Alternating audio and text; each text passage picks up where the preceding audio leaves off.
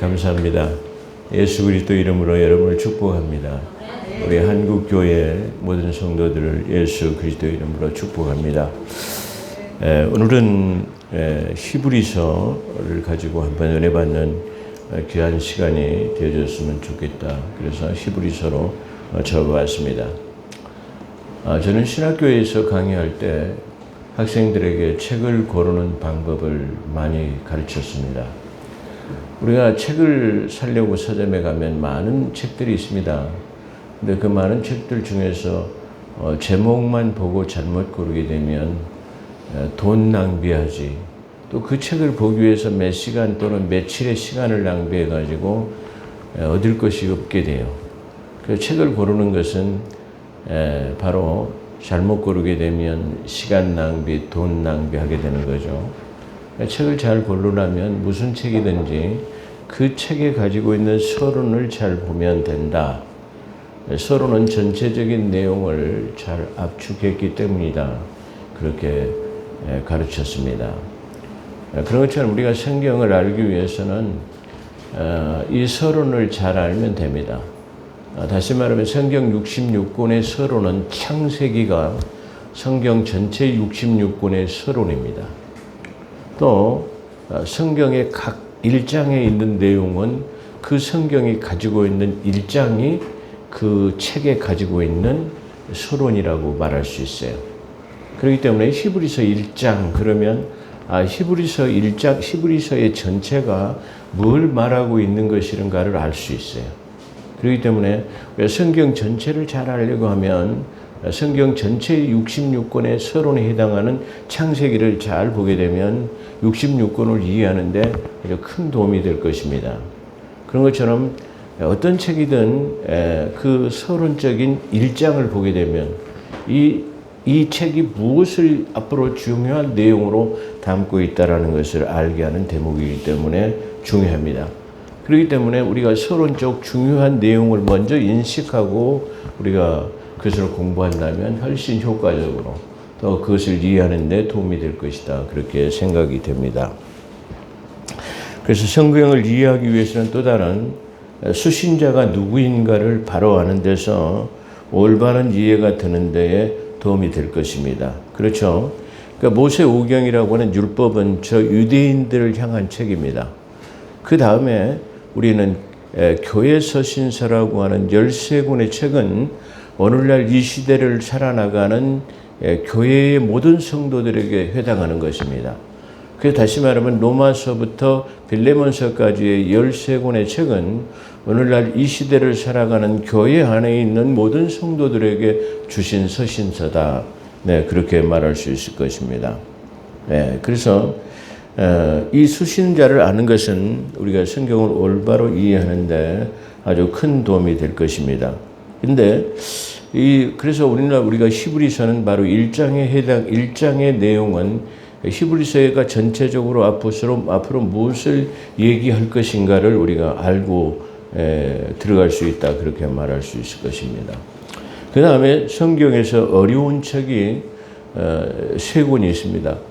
사실 많은 사람들이 요한계시록이 좀 난해하고 이해하기가 어렵습니다. 그런데 사실 그렇지가 않습니다. 다른 어려운 책 3권이 있는데 그 첫째로는 마태복음입니다. 그다음 두 번째는 사도행전이고 세 번째는 오늘 우리가 채택한 본문 이 히브리서입니다. 그 이유는 왜 그러냐 그러면 마태복음은 구약에서 신약으로 인도하는 책입니다. 그렇기 때문에 분명히 그 책은 복음서라고 하는 신약 속에 들어있는 책입니다. 그런데 우리는 마태복음 11장 13절을 보게 되면 모든 선지자와 율법의 마침은 요한까지라고 증거하고 있습니다. 예수님께서 모든 선지자의 마침, 마지막 선지자는 요한이다. 그리고 율법의 마침도 요한까지다. 다시 말하면 요한까지 구약이 정리된다라는 말이에요. 구약의 율법이 요한까지라고 그래요.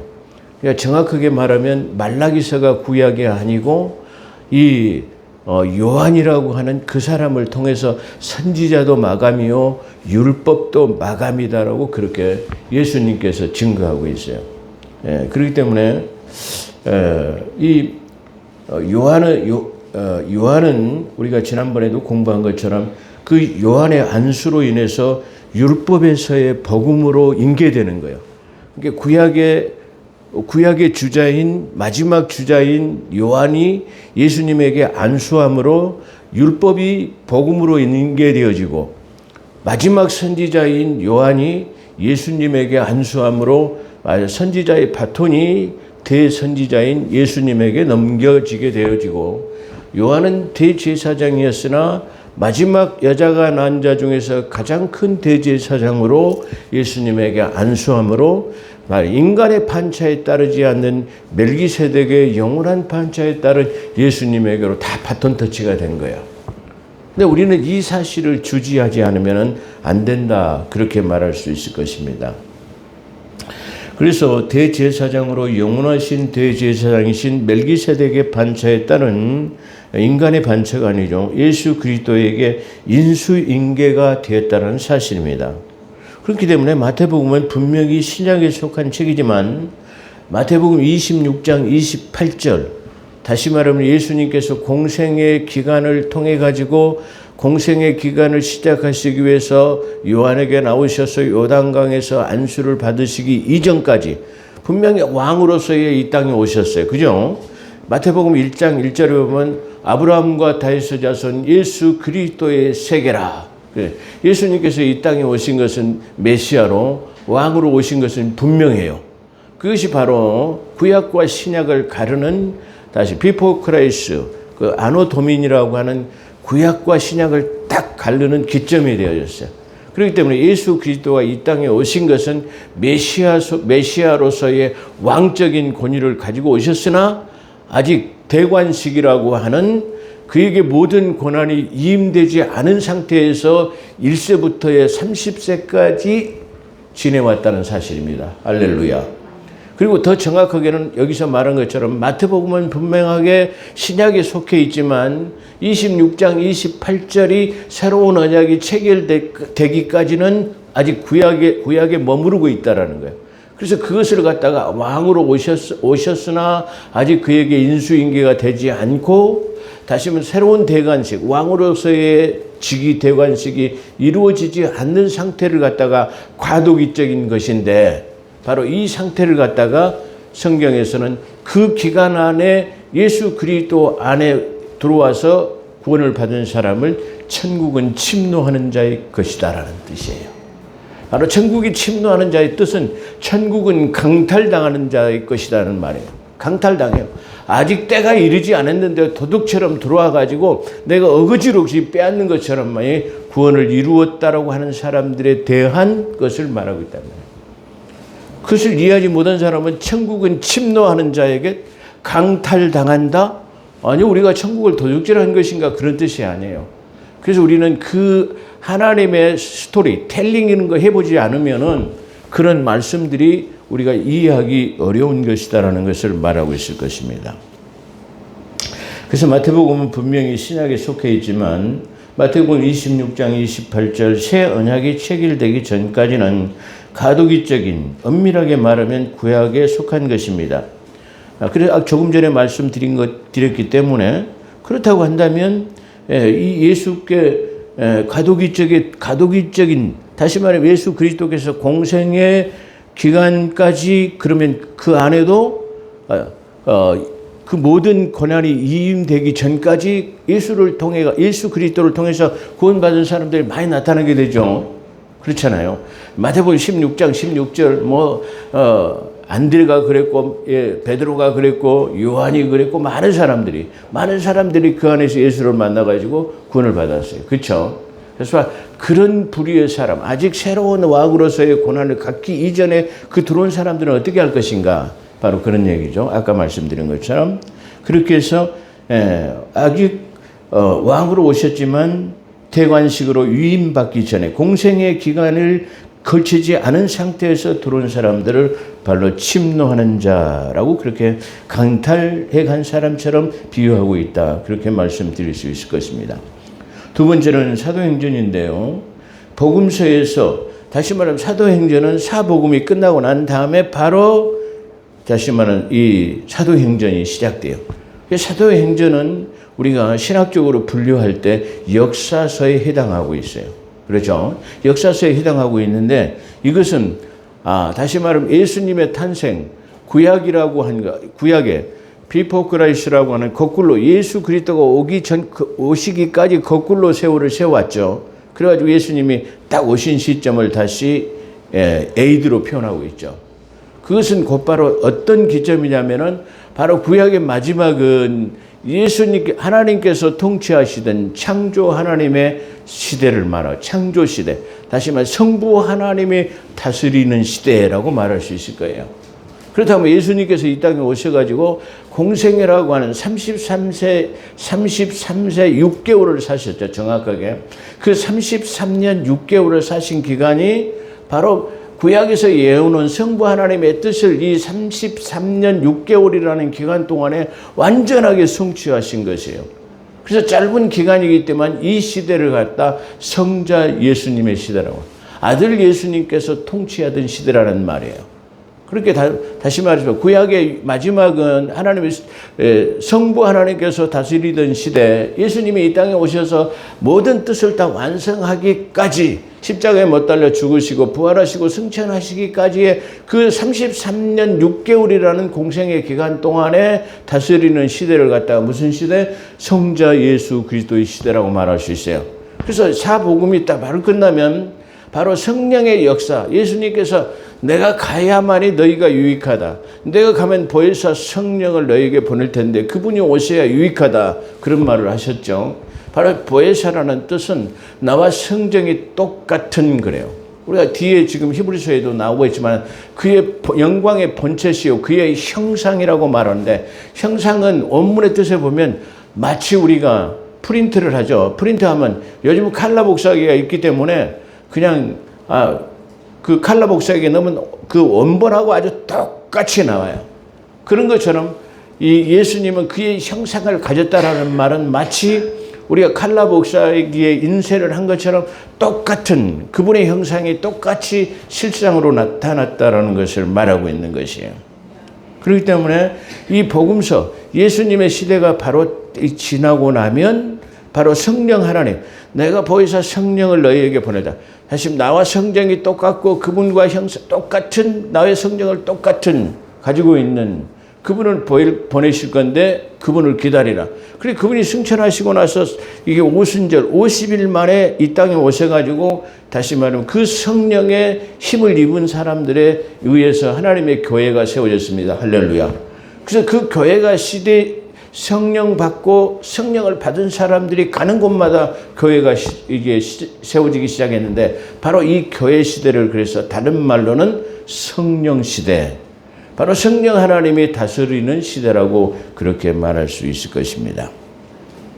그래서 이 사도행전은 복음에서 교회 시대로 성경의 역사가 바뀌고 있다는 이 사실을 우리가 이해해야 할 것입니다. 이는 하나님의, 조금 전에 말씀드린 것처럼 하나님의 아들 성자 시대에서 성령 하나님의 시대로 바뀌고 있다는 것을 말씀하고 있습니다. 그 다음에 세 번째는 오늘 우리가 보고 있는 히브리서입니다. 근데 이는 다시 말해 교회 시대에서, 다시 말해 아까 말한 빌레몬서가 끝나고 나면 교회 시대의 책은 뭐라고요? 빌레몬까지, 로마서에서부터 빌레몬서까지의 13권의 책을 오늘날 이 시대를 살아나가고 있는 우리에게 주신 책이라고 한다면, 이제 이 히브리서는 교회 시대가 끝나고 난 시점에서 기록되었다라고 해요. 그래서 신학자들이 이 히브리서에서부터 유다서까지의 8권의 책을 갖다가 공동서신서라고도 합니다. 그러나 아까도 조금 전에 서두에 말씀드린 것처럼 로마서부터 빌레몬서까지는 교회 서신서라고 하는 이 시대에 살아가는 사람들에게 교본으로, 다시 말해 교훈으로 이 책 안에 있는 대로 살아갈 것을 요구하고 있다. 그렇게 말할 수 있어요. 그렇다고 한다면 이 교회 시대가 바로 끝나고 대두되는 책이 바로 이 히브리서라는 겁니다. 그래서 이 히브리서는 그래서 공동서신서라 8권의 책을 유다서까지 공동서신서라고 하고 다른 말로 교회 시대가 끝나고 나면 곧바로 우리는 교회 시대가 끝나는 경점에서 우리는 공중들림이라고 하는 것을 공중들림을 받게 돼요.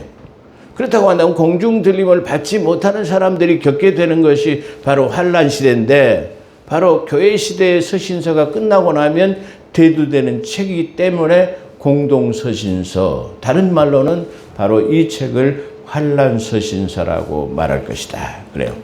1차적으로 공중들림을 받지 못한 사람들에 대한 책이에요.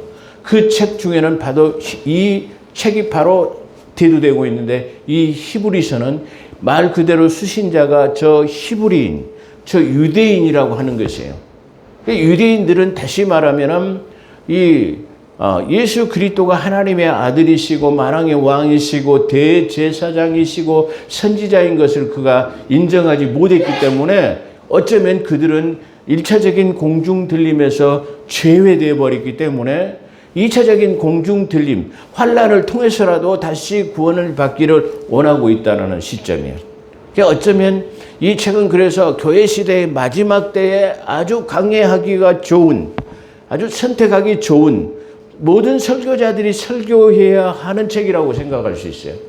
왜 그러냐면은 많은 교회 사람들 중에서 많은 사람들이 우리는 죽음을 보지 않고 시편에 딱 한 군데 나와 있는데 죽음을 보지 않고 하나님의 나라로 옮겨가는 자가 복이 있다고 그랬어요. 그 죽음을 보지 않고 옮겨가는 사람은 공중들림을 받는 거예요. 근데 공중들림을 다 오늘 우리 포도원 교회 모든 성도들은 다 공중들림 받게 되시기를 주의 이름 축원합니다. 우리 한국교회 모든 성도들이 다 공중들림 받게 되기를 주의 이름 축원합니다. 그런데 그 중에 혹시 소수 몇 사람이라도 구원받지 못할 사람이 있다고 한다면 바로 이 히브리서를 통해 가지고 구원받을 수 있도록 인도하는 책이 무슨 책이다? 바로 이 히브리서라는 거예요. 그러니까 그 중에서도 바로 가장 하나님께서 선택한 백성이고 수천 년 동안 그들을 통해 가지고 인류의 역사를 이끌어 오셨지만 정작 자기 땅 자기 백성에 오셨지만은 그들이 영접하지 않았어요. 그것이 너무나 안타깝기 때문에 이 환란서신서라고 하는 공동서신서의 맨 앞서두에다가 뭘 말하고 있어요? 히브리인들에게 보낸 편지 히브리서가 나오고 있다는 사실입니다. 아주 중요한 것이죠.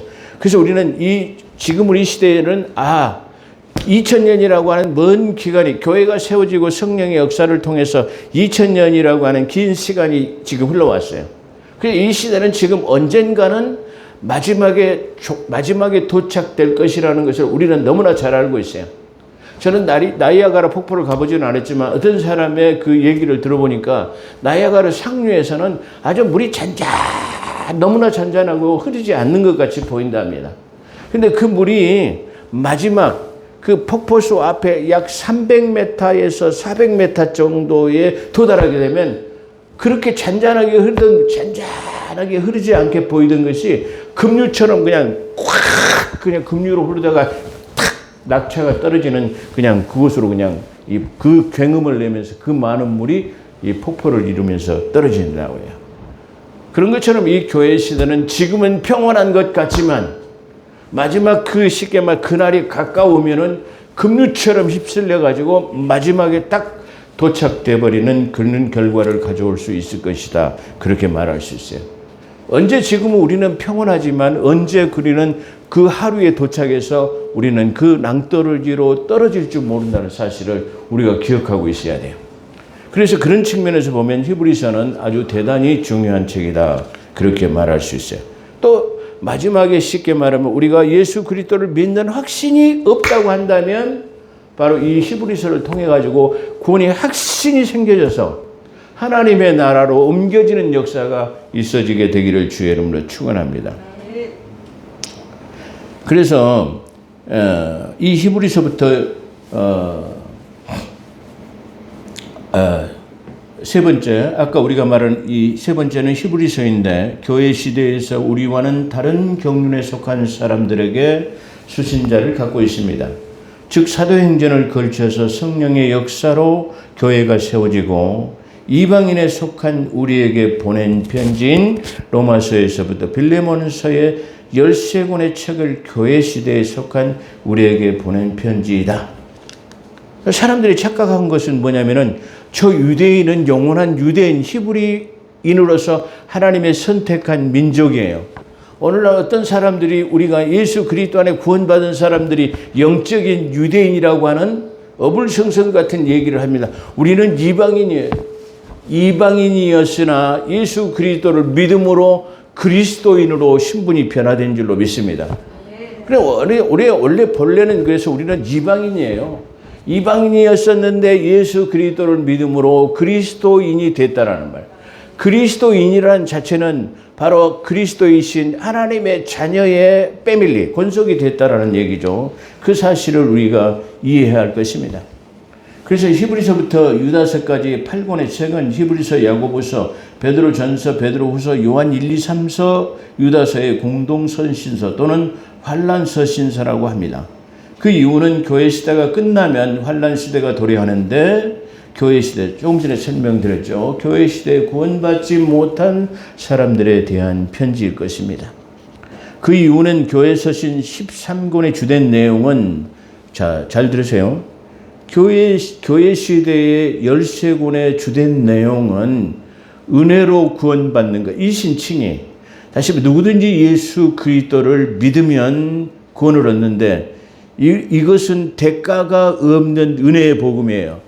다시 누구나 예수 그리스도를 찾고 그 이름을 믿으면 구원을 얻어요. 아주 쉽죠. 그렇죠. 누구든지 마음으로 믿어 의에 이르고 입술로 시인해서 구원에 이른다.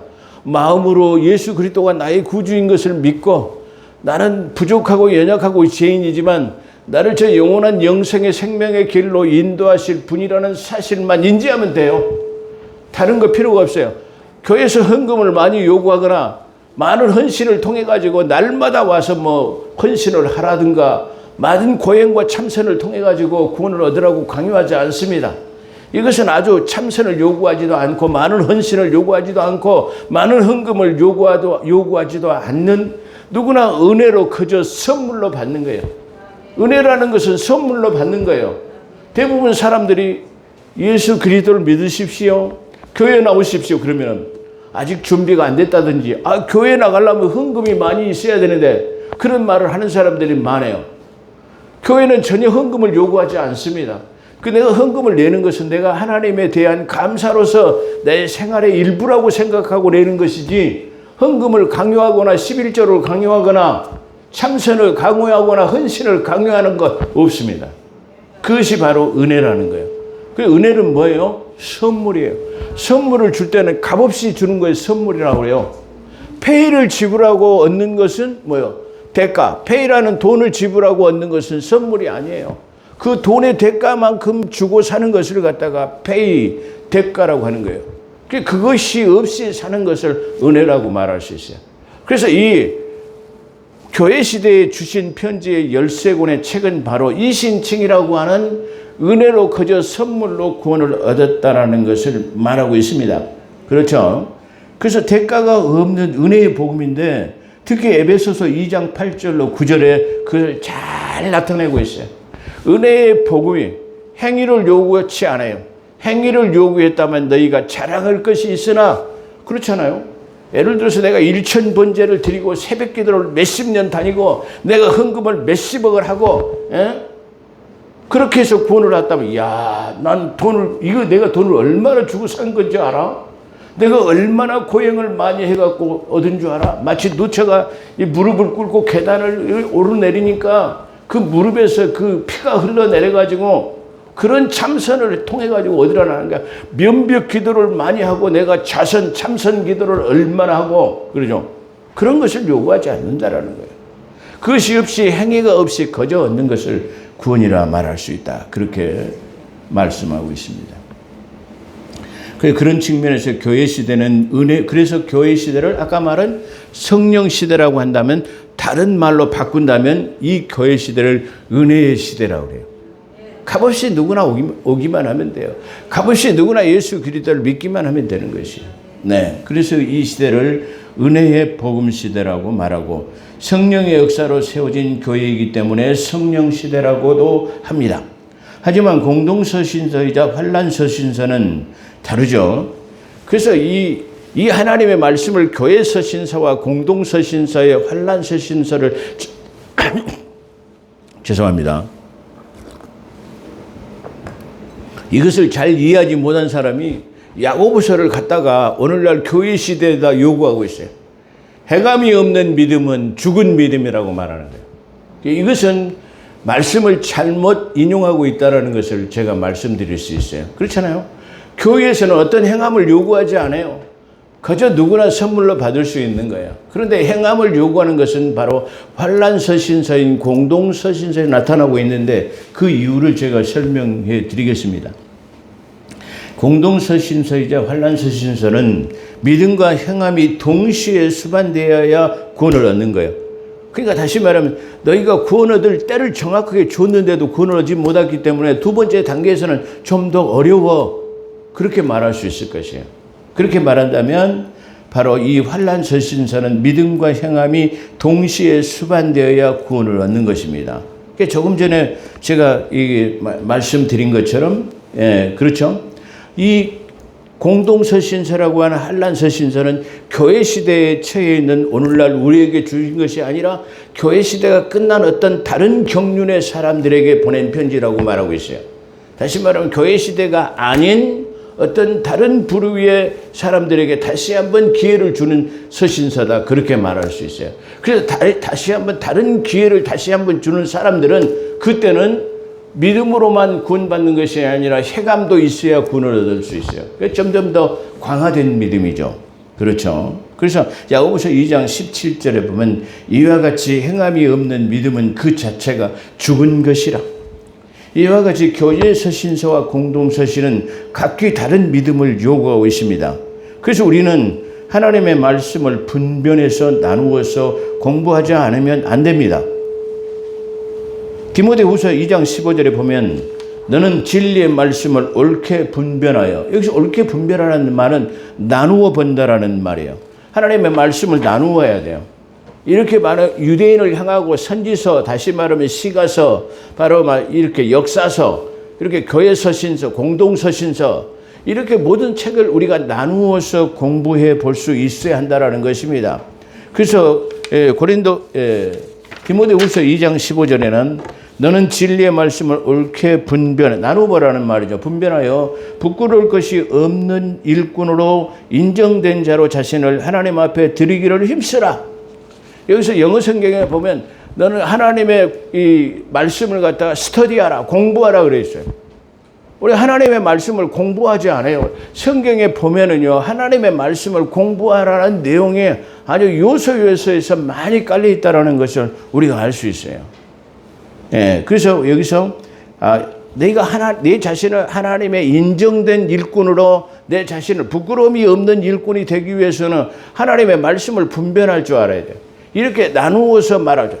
다시 말하면 이것을 갖다가 마태복음이라고 하는 산상복음을 갖다가 교회 시대에다 끌어다 쓴다든가 아니면 야고보서에 있는 말을 갖다가 이 시대를 살아가는 사람들에게 너희 행함이 없으면 구원을 얻을 수 없다라고 하는, 다시 말하면 이런 것을 말하는, 이건 갖다가 하나님의 말씀을 잘 인용하지 못하고 있다는 사실을 우리가 알 수 있는 대목입니다. 사랑하는 성도 여러분, 우리는 히브리서를 안전 정복하기 위해서 이제 서로는 충분하게 준비가 되었다고 생각합니다.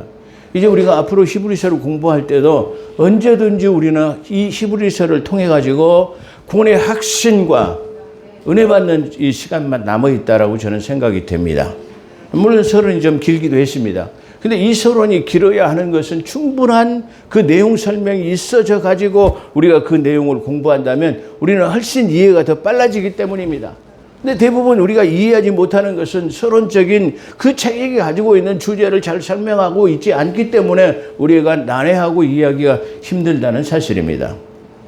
히브리서는 말 그대로 히브리인, 즉 유대인들을 향하고 있다는 것입니다. 예수 그리스도께서는 자기 땅, 자기 백성에 오셨지만 영접하지 않았습니다. 그렇죠? 그렇기 때문에 오늘 이 히브리서는 자기 땅 자기 백성이었는데 자기 땅 자기 백성이 예수 그리스도가 메시아로 오신 것, 하나님의 어린 양으로 오신 것, 선지자로 오신 것, 대제사장으로 오신 것, 만왕의 왕으로 오신 것, 특별히 만물을 창조하신 창조주로 오신 것을 인정하지 않았다라는 걸 말해요. 그래서 오늘 히브리서는 지금 그걸 설명하고 있어요. 너희들이 지금 천사를 믿느냐? 유대인들이 가지고 있는 사상이 바로 천사들을 많이 숭배하는 사상들이 일어났어요. 왜 그러냐면은 이 사도 바울의 서신서를 통해서도 볼 때 하나님이 친히 시내산에서 모세를 불러가지고 모세에게 율법을 수여했어요. 근데 이 사도 바울은 그것이 하나님이 아니고 천사의 중보의 손길을 빌어서 우리에게 전달되었다라고 갈라디아에서 증거하고 있어요. 그렇기 때문에 이 사람들은 천사들의 현현, 천사들의 나타나신 것, 이런 것들을 단단히 천사들을 숭배하는 사상이 이 유대 민족의 자연적으로 이게 이 저변에, 이 기본 페이스에 깔려 있는 거예요. 그래서 오늘 히브리서에 천사보다 얼마나 월등하시냐. 할렐루야. 천사는 하나님의 일꾼에 불과한 것이야. 천사들은 하나님의 바람 사역자로 삼으신 것이야 라는 것을 말하고 있다. 그런 말이에요. 그렇기 때문에 오늘 이 히브리서에 나오는 천사보다 월등하다는 말은 바로 그런 뜻에서 말하고 있어요. 그래서 자기 땅 자기 백성에 오셨지만은 영접하지 않았어요. 그래서 구원 1차적으로 구원받지 못해요.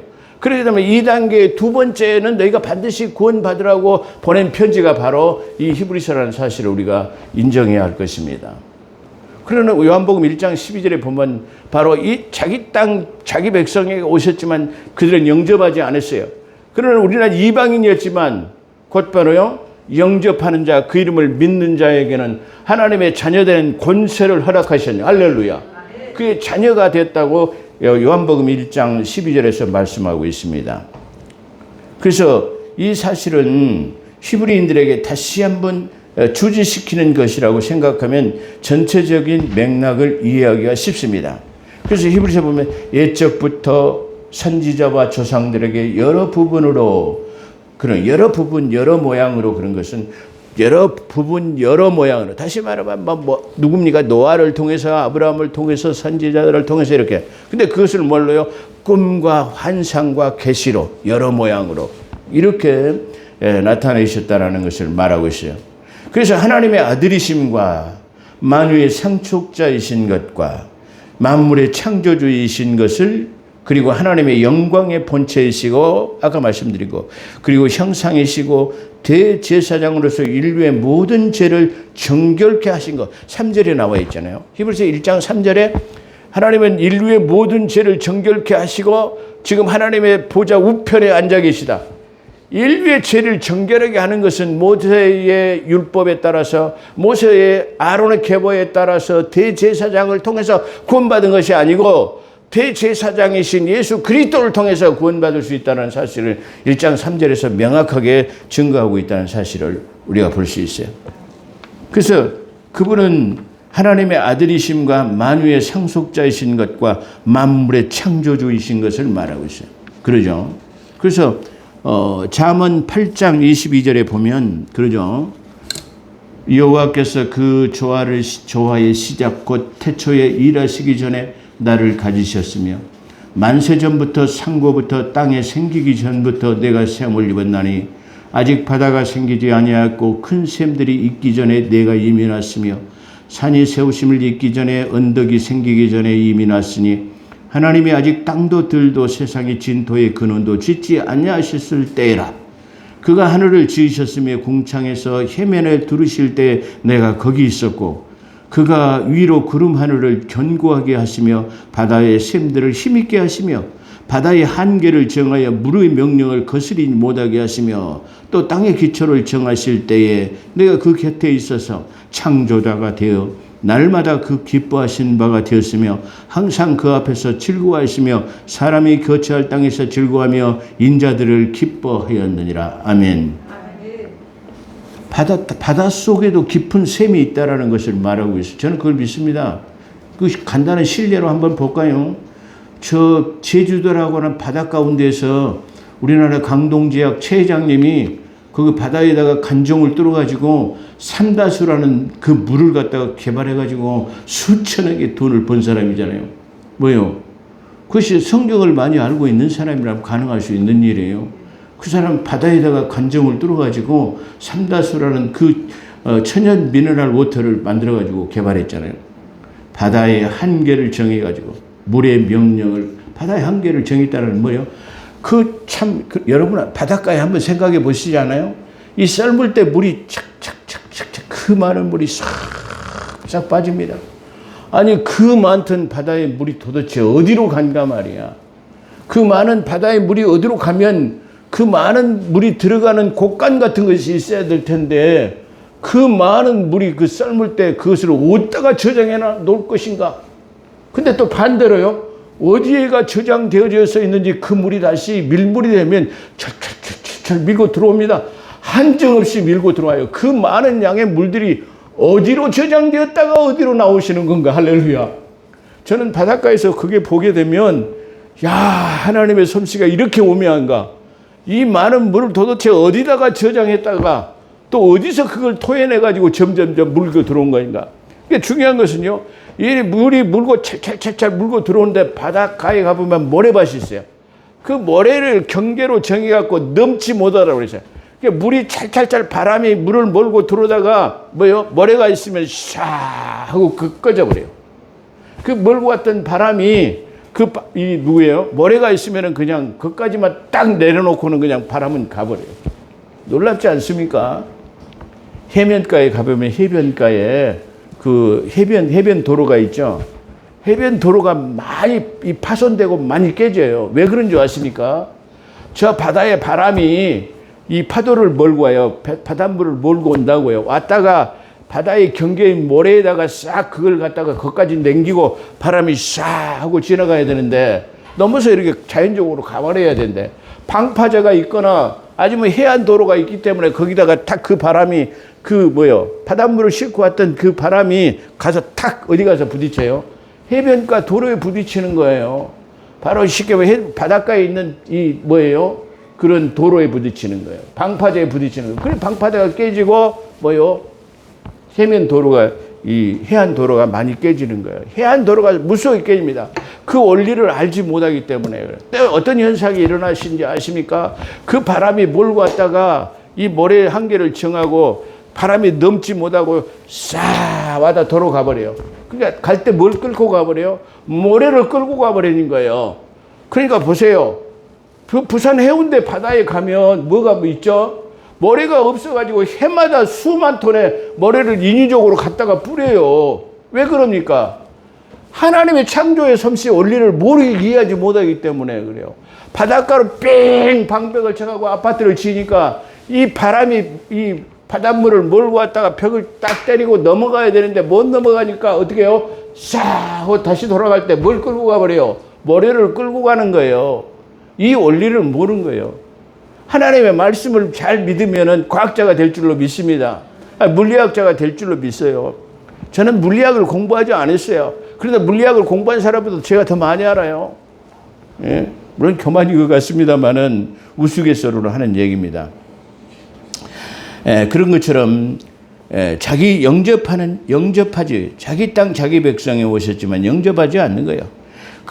다시 말해 그 사실을 히브리인들에게 다시 한번 주지시키는 것입니다.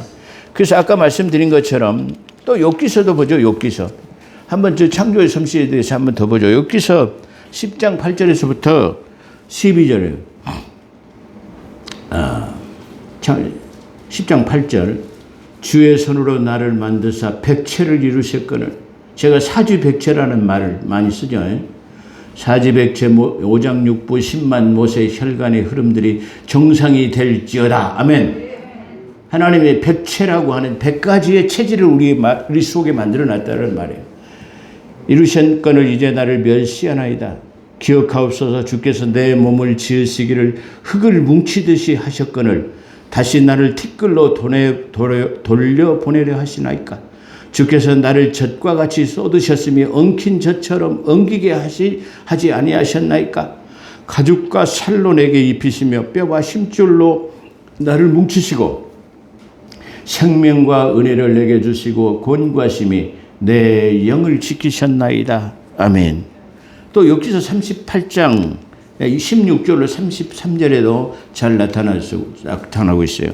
욥기서 38장 16절 보면 내가 바다 그늘에 들어갔었느냐 깊은 물 밑에 걸어다녀서 보았느냐 사망의 문이 내게 나타났었느냐 사망의 그늘진 문을 내가 보았었느냐 땅의 넓이를 내가 측량하였었느냐 다 알거든 말할지어라 강명의 초소는 어느 길로 가며 흑암의 초소는 어디냐 내가 너희 그 지경으로 인도할 수 있느냐 그 집의 길을 아느냐 내가 아마 알리라 내가 그때 낯선나니 너는 연수가 많음이니라 내가 눈 곳간에 들어갔느냐 우박 창고를 보았느냐 내가 환난 때의 전쟁과 격투의 날을 위하여 이것을 저축하였느라. 자, 중요한 말이죠. 내가 눈 곳간 우박 창고를 지금 보았느냐. 하늘에는 우박 창고와 눈 곳간이 있는데 이 눈 곳간과 우박 창고를 갖다가 저장해 놓은 이유는 환난 때 전쟁의 날 다시 말하면 아마겟돈 전쟁 때 환난 시대에는 엄청난 우박이 떨어질 것을 예견하고 있어요. 할렐루야. 성경을 보면 자동으로 나타난다 이 말이에요. 그래서 그 격투의 날에 그것을 내가 저축해 놓은 것을 너희가 아느냐 그 말이에요. 강명이 어느 길로 말미암아 뻗치며 동풍이 어느 길로 말미암아 땅에 흩어지나 누가 폭우를 위하여 길을 냈으며 우리와 번개의 길을 내며 사람 없는 땅에 사람이 없는 광야에 비를 내리고 항무하고 공허한 터지를 축축하게 하고 연한 불이 나게 하겠느냐 비가 있느냐 이슬방울이 누가 났느냐 얼음을 누태에서 났느냐 공중의 소리는 누가 났느냐 물이 돌같이 굳어지면 체면이 어느니라 내가 묘성에 매여 떨기 되게 하겠느냐 삼성의 뜰을 풀겠느냐 내가 12궁성의 뜰을 따라 이끌어내겠느냐 북두성과 그 속한 별들을 일도하느냐 내가 하늘의 법도를 아느냐 하늘로 그 건너의 땅을 베풀게 하느냐. 이게 천지창조에 나타나는 사역이죠. 욥기서를 그래서 창세기 이전에 기록 연대기를 창세기 이전에다 넣는 거예요. 창세기는 오히려 창조의 기록을 많이 말하지 않고 있어요. 창세기 1장 1절은 태초에 하나님이 천지를 창조하시냐 그게 전부예요. 어떻게 보면. 그런데 뭐예요? 욥기서는 이와 같이 천지 창조에서 나타나는 모든 일들을 요소에서에다 많이 기록해놨다는 것을 우리에게 말하고 있습니다. 하나님의 아들이심과 만유의 상속자이신 것과 만물의 창조자이신 것과 하나님의 영광의 본체의 형상이시고 대제사장으로서 인류의 모든 죄를 정결케 하시고 그 다음에 대제사장으로 하나님의 우편에 앉아 계신 분이시며 천사보다 얼마나 뛰어나신 분, 제가 조금 전에 설명드렸죠. 천사보다 얼마나 뛰어나신 분이시며 천사들을 자기 바람 사역자로 삼으시고 그런 바람 사역자로 삼으시고 계신 분이신 것을 설명하고 있는 것이다. 그렇게 말씀드릴 수 있을 거예요. 그렇다고 한다면 우리는 이 서신서 바로 쉽게 말하면 이 서론적인 이 내용을 통해서 우리는 언제든지 이 히브리서를 통해 가지고 우리가 많은 은혜를 받을 수 있을 것으로 믿습니다. 기도하겠습니다. 거룩하시고 자비로우신 하나님 아버지, 하나님 교회 시대 마지막에 아주 적합한 하나님의 말씀의 책인 줄로 믿습니다. 아직 구원의 확신이 없는 우리 한국 교회 성도들에게 그리고 저 유대인들이 하나님 예수 그리스도를 영접해서 하나님 죽음을 보지 아니하고 하나님의 나라로 옮김을 받는 그런 복된 삶을 살게 도와주시옵소서. 오늘도 함께 하신 것 감사하며 우리 구주 예수 그리스도 이름으로 감사기도 드리옵나이다. 아멘.